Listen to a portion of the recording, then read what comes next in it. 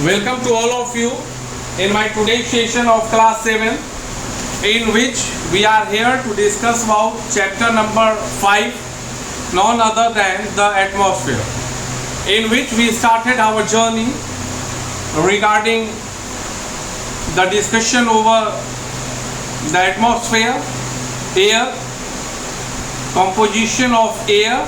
It means the major gases present in the air. Afterward, we started a structure of the atmosphere, in which up to now we discussed about the first layer,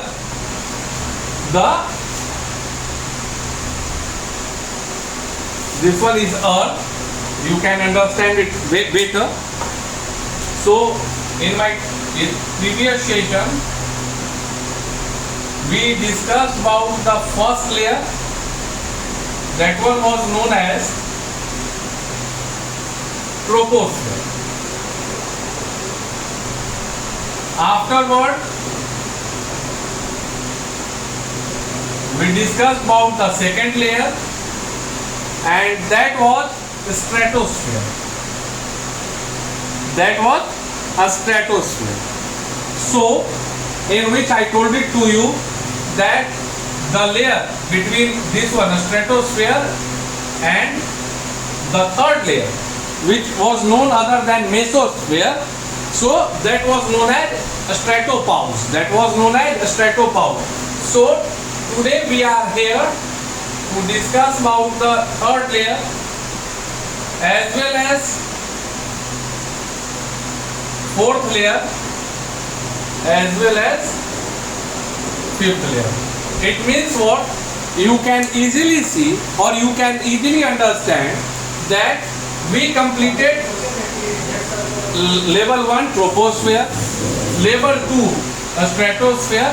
Today we are here for having the discussion of third layer mesosphere, fourth layer thermosphere, and this one is the fifth layer exosphere. So this one is the complete pictorial representation of the layer what we studied or what we have to study in my current session. इससे अच्छा तरीका कोई बता सकता है? मैं बोल भी रहा था, बना भी रहा था, and I am very hopeful that if you will listen my voice carefully, then definitely you will also become able to explain the things in such kind of manner. So basically, third one, fourth one, fifth one. Fifth one की तो बात सीधे कर दो कि ये तो कोई लेयर मतलब काफी दूर तक, इसको हटा भी दो, मतलब एकदम ब्रह्मांड तक. तो वस्तुतः हम लोगों को मेसोस्फीयर और थर्मोस्फीयर के बारे में जानना. अब चलते हैं मेसोस्फीयर. पहला चीज important, the mesosphere, the third layer from the surface of the earth lies above the stratosphere. Am I correct? Stratosphere था सेकंड. ये क्या है? मेसोस्फीयर. मतलब स्ट्रेटोस्फीयर के ऊपर क्या लेयर है? मेसोस्फीयर. जो स्ट्रेटोस्फीयर है उसके ऊपर के लेयर को क्या बोलते हैं?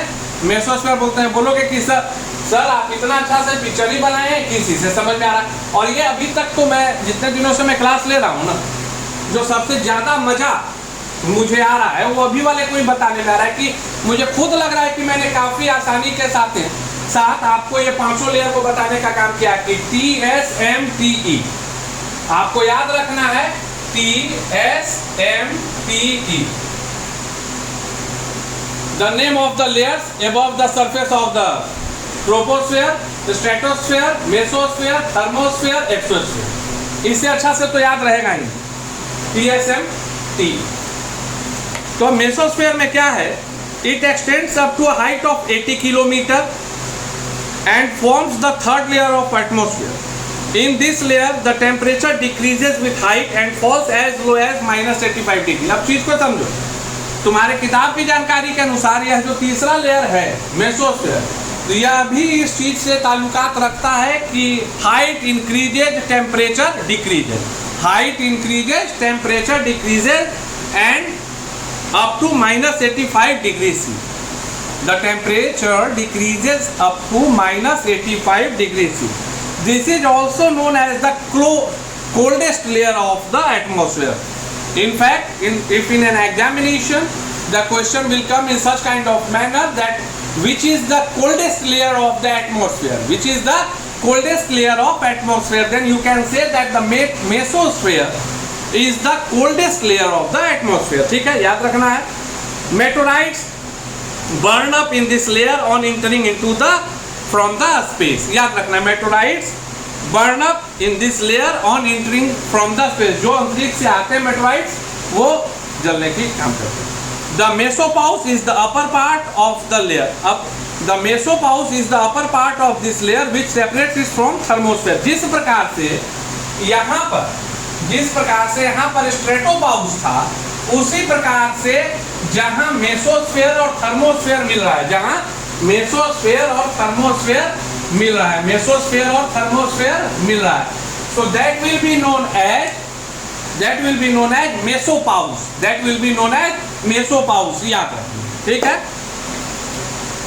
Afterward, thermosphere. Thermosphere means fourth layer. Thermosphere means fourth layer. 1, 2, 3, 4 thermosphere. Am I correct? By picture also it is very clear. It lies above the mesosphere and extends to the height of 500 km. अब खेल देखो. Average height 12 kilometre पहला, average height 50 kilometre up to 50 kilometre दूसरा, 80 kilometre तीसरा. अब ये जो thermosphere का जो एरिया है या विड्थ है वो कितना हो गया? 500 किलोमीटर. कितना हो गया? 500 kilometre. In this layer temperature, अब जो है ना खेल टेम्परेचर के घटने का समाप्त हो गया. टेम्परेचर मतलब ऊंचाई बढ़ेगा, तापमान घटेगा, इसका कॉन्सेप्ट खत्म हो गया. अब ऊंचाई भी बढ़ेगी और तापमान भी बढ़ेगा, ऊंचाई भी बढ़ेगी और तापमान भी बढ़ेगा. So in this layer the temperature reaches up to 1500 degree C. अभी तक आप क्या पढ़ रहे थे कि in mesosphere the temperature goes down up to -85 degree. अब जो है -85 डिग्री के बाद अब तापमान का बढ़ने का दौर शुरू होता है और थर्मोस्फीयर में तापमान बढ़ते बढ़ते 1500 डिग्री सी पर चला जाता है. The lower part of the thermosphere, ये थर्मोस्फीयर है तो ये इधर का आपका लोअर पार्ट हुआ. मतलब ये जो है आपका माना जाएगा, मान लीजिए कि ये जो एरिया है ये क्या है? लोअर पार्ट है ना, और ये अपर पार्ट होगा. तो the lower part of thermosphere is known as ionosphere. The lower part of thermosphere is known as Ionosphere as it has ionized molecules. Ions are electrically charged particles which help in transmitting communication signals. This layer helps in radio transmission. So for radio transmission we are using the lower part of thermosphere which is none other than ionosphere. It means in this layer, lower part of thermosphere contains ionically charged particles. ठीक है. And the radio waves transmitted from the earth are reflected back to earth by this layer. और यही जो है मतलब जो सारा खेल आप देख रहे हैं ना कि कोई सिग्नल कहाँ से अब यहाँ से पहुँच गया या प्लेस ए से प्लेस बी पहुँचा, मतलब यहाँ गया, यहाँ से उठा के यहाँ आ गया. This one is the concept what we have to understand. And last but not least, now I am here to explain about exosphere. Now I am here to explain about exosphere. The exosphere means above the layer of thermosphere, all comes under exosphere. एक line में याद रखना. Above the thermosphere lies the exosphere which is the uppermost layer of the earth. uppermost ही तो है 1 2 3 4 5. अब इसको तो मैंने सीमा आपको बताने के लिए बनाई है तो काफी है layer. And very light gases in this layer, very light gases like hydrogen and helium are found in this layer. And in this layer, अभी देखो खेल को समझो, यहाँ बढ़ रहा था, यहाँ घट रहा था, घट रहा था, घट रहा था, बढ़ रहा था. अब यहाँ पर जो आपका जो एक्सोस्फीयर से ऊपर का खेल शुरू हुआ तो यहाँ पे टेम्परेचर अप टू 1500 था आपका थर्मोस्फीयर में, अब यहाँ हो जाएगा 4500. कितना हो जाएगा? 4500. और ये मर्ज कर जाता है. ये जो है ब्रह्मांड में आउटर स्पेस में, बाहरी मतलब जो अंतरिक्ष है उसमें ये मिल जाता है और इस पूरे सेगमेंट को क्या कहा जाता है? एक्सोस्फीयर कहा जाता है. So this one is again I am moving forward. Just have a snap, make it on your notebook to understand all the 5 layers. Stratosphere, Troposphere, Stratosphere, Mesosphere, Thermosphere, Exosphere. This one is the complete journey of the different kind of layers of atmosphere. Significance of atmosphere. Now we have to discuss about significance of atmosphere. The lower layer of the atmosphere contains life-giving oxygen which is required for breathing.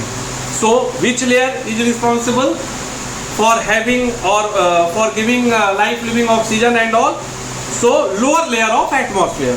Nitrogen and carbon dioxide are required by plant for growth and preparing for food. सही बात है, मैंने आपको बताया है carbon dioxide हम लोग छोड़ते हैं, तालमेल मैंने बताया था ना प्लांट्स एंड एनिमल्स में कि हम ऑक्सीजन लिए कार्बन डाइऑक्साइड छोड़े, मेरा काम बन गया। पौधे कार्बन डाइऑक्साइड लिए ऑक्सीजन छोड़े, उनका भोजन का काम हो गया। Nitrogen for the growth of plant मैंने आपको बताया।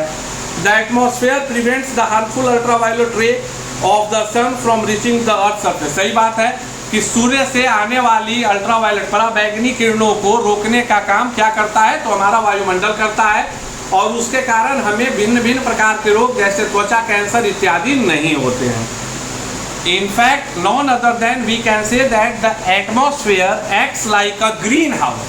The atmosphere acts like a greenhouse and it controls the temperature of Earth. अभी देखने की बात है, शुरू से आप आ रहे थे, तापमान बढ़ा हुआ था, अब एक घटना शुरू हो गया। इसका मतलब क्या है? यह वायुमंडल ही तो है जो तापमान पे नियंत्रण करने का काम करता है। Definitely, the change of weather and climate is due to presence of atmosphere. Why? Because all it is happening in the first layer of the atmosphere. सही बात है। पहला मतलब क्या आपको मैंने बताया था? ट्रोपोस्फेयर में होता है। It shields us from meteors. सही बात है, वायुमंडल के होने के कारण घर्षण होता है, जिसके कारण जो मेटियोर्स आते हैं वो जल जाते हैं, आग लग जाती है और जमीन तक पहुंचते वो पूरी तरह से खत्म हो जाते हैं। It protects us from the falling debris from the space. It helps in communication as sound waves travel through air.